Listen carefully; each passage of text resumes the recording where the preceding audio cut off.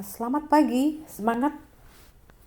Pada kesempatan ini Ibu kembali menjelaskan tentang kalorimeter sederhana. Ya, untuk kalorimeter sederhana, perlu kamu pahami bahwa nilai entalpi suatu senyawa tidak dapat ditentukan. Yang dapat ditentukan adalah perubahan entalpinya atau yang dilambangkan dengan delta. Alat yang digunakan untuk mengukur kalor suatu reaksi atau perubahan entalpi itu adalah disebutlah kalorimeter. Kalorimeter itu biasanya terbuat dari gelas yang bersifat isolator, jadi tidak menghantarkan panas. Kalori yang dihasilkan oleh reaksi diperhitungkan hanya diterima oleh larutan. Kalori yang diterima oleh kalorimeter itu diabaikan. Artinya tidak ada kalori yang diserap atau dilepaskan sistem ke lingkungan. Lingkungan di sini termasuk kalorimeternya dan sekelilingnya. Oke. Inilah contoh wadah ya, wadah kalorimeter sederhananya. Jadi terbuat dari wadah styrofoam. Itu biasanya tidak menghantarkan panas ya. Ada pengaduknya untuk mengaduk zatnya, termometer untuk mengukur suhu setelah reaksi. Di sinilah campuran direaksikan ya. Ibaratnya begini. Kita misalnya mereaksikan ini HCl. Kemudian di sini misalnya kita reaksikan HCl dengan NaOH ya. Misalnya suhunya kita ukur dulu. Anggaplah ini misalnya 100 ml. Ini 100 ml ya. Pasti ada konsentrasinya 0,1 molar misalnya. 0,1 molar. Suhunya ini misalnya 25. Suhunya ini 25. Kita masukkanlah ke wadah ini. Ya, tentu akan terjadi reaksi. Kamu tahu kalau HCl larutan ya direaksikan dengan NaOH, ini sama-sama larutan, akan dihasilkan NaCl dan H2O. Nanti diukurlah oleh termometer, biasanya suhunya naik. Anggaplah misalnya T1-nya 26 misalnya ya. Awalnya ini kan T0-nya ya. Sehingga di sini ada kenaikan suhu 26 dikurang 25 1 derajat Celcius. Terjadi kenaikan suhu 1 derajat Celcius. Artinya reaksi inilah eksoterm. Dihasilkan kalor, dihasilkan panas. Panas yang dihasilkan kemana? Coba pahami rumusan ini. Bahwa Q reaksi sama dengan mid Q larutan tambah Q kalorimeter. Karena Q kalorimeter atau kalori yang diterima kalorimeter diabaikan, jadi kalorimeter itu termasuk nih wadahnya, termometernya, kemudian pengaduknya. Sebenarnya mereka alat-alat ini menerima kalor tapi diabaikan, dianggap nol, sehingga kalor reaksi sama dengan Q kalorimeter. Atau berapa kalor yang diterima oleh larutan? Saya ulangi, kalor yang dihasilkan oleh reaksi ini tadi ya, kalor yang dihasilkan oleh reaksi ini diterima oleh larutan itu juga, tidak kemana-mana. Berapa besar kalori yang diterima oleh larutan sebanding dengan massa zat, kalor jenis zat, dan perubahan suhunya. Tadi perubahan suhunya 1. Massanya nanti kita bisa hitung dari volumenya. Kalor jenisnya itu ada konstanta ya. Oke, kita lanjutkan. Ya, apa itu kalor jenis? Adalah kalor yang diperlukan menaikkan temperatur 1 derajat Celcius. Sebesar 1 derajat Celcius ya. Saya ulangi, kalori yang diperlukan menaikkan temperatur 1 gram senyawa sebesar 1 derajat Celcius. Atau kalor jenis adalah panas yang dialirkan. Panas di sini sama aja dengan kalor ya. Kalor atau panas sama. Panas yang dialirkan per massa dan perubahan temperatur. Kalor jenis itu C, panas atau kalor itu Q, massa itu M, perubahan suhu itu delta T.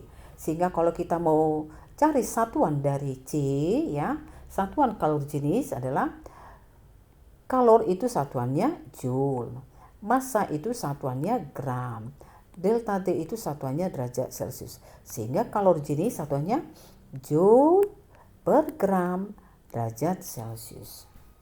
Oke, kita lanjut. Kemudian yang berikutnya, kapasitas kalorimeter adalah kalor yang diperlukan menaikkan temperatur sebesar 1 derajat Celcius. atau kapasitas kalorimeter adalah panas yang dialirkan. Panas tadi sama aja dengan kalor per perubahan temperatur. Kapasitas kalorimeter tadi C, Q itu kalor, delta T itu perubahan suhu. Sehingga satuan kapasitas kalorimeter, Q satuannya joule, delta T perubahan suhu, sehingga satuannya adalah joule per derajat Celcius. Perlu kamu pahami juga ya, bahwa kapasitas kalorimeter itu sama dengan massa dikali kalor jenis. Ya. Jadi kalau C besar itu tadi kapasitas kalorimeter, kalau C kecil ini adalah kalor jenisnya, ya. M itu massa dalam gram, delta itu perubahan suhu dalam derajat Celcius, Q kalor dalam joule. Oke, sekarang Ibu kasih contoh soal ya. Ada 100 ml HCl 0,5 m dicampur dengan 100 ml NaOH 0,5 m pada kalorimeter. Kapasitas kalorimeter diabaikan. Ingat ya. Jadi kalor yang diterima kalorimeter dianggap 0. Jika temperatur awal HCl dan NaOH 22 derajat Celcius. Dan temperatur setelah reaksi menjadi 25,5. Ada kenaikan suhu. Kalor jenis larutan dianggap sama dengan kalor jenis air, di mana kalor jenisnya itu sama dengan 4,2 joule per gram derajat Celcius. Oke.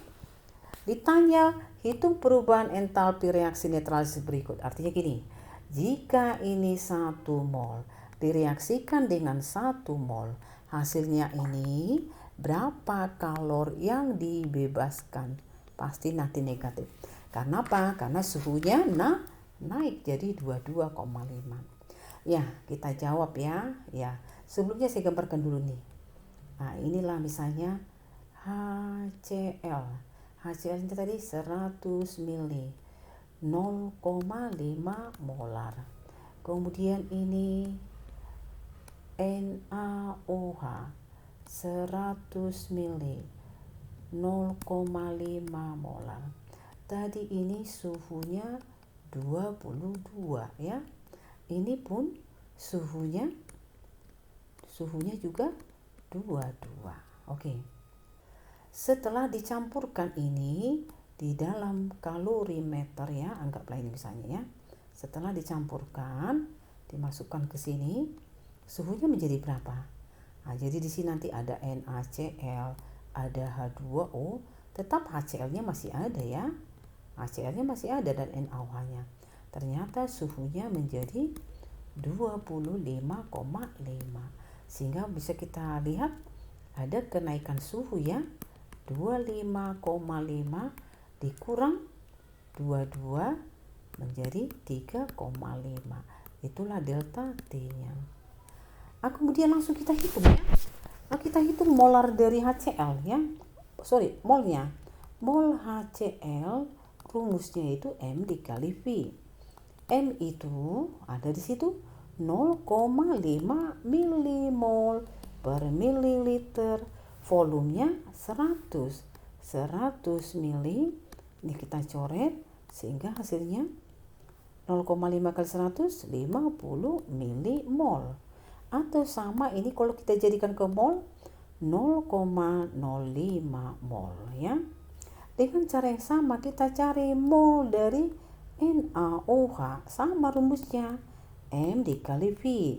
M dari NaOH juga 0,5 milimol per mililiter kali volumenya juga 100 mili, sehingga hasilnya juga 0,05 milimol. Atau sama saja dia ini tadi 50 ya.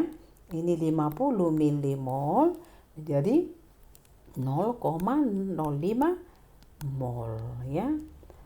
Sama mol dari HCl dan NaOH. Sekarang kita lanjutkan di sini. Kamu sudah tahu bahwa Q reaksi sama dengan min Q larutan. Kalori yang dihasilkan oleh reaksi diterima oleh larutan. Berapa kalori yang diterima oleh larutan sebanding dengan M kali C kali delta T-nya. Berapa masanya tadi? Kalau 100 ml HCl, karena ini larutan encer ya, itu sama aja dengan 100 gram. Rho-nya dianggap 1 gram per mili. Karena NaOH juga 100 mili, berarti masanya juga 100 gram. Karena Rho-nya juga 1 gram per mili. Sehingga massa totalnya 100 tambah 100, ditambahkan ya, 200 gram kali kalori jenisnya 4,2 Joule per gram derajat Celcius. Berapa kenaikan suhu? 3,5 derajat Celcius. Ini kita coret ya. Nah, gramnya ini juga bisa kita coret sehingga 200 kali 4,2 kali 3,5 2940 Joule.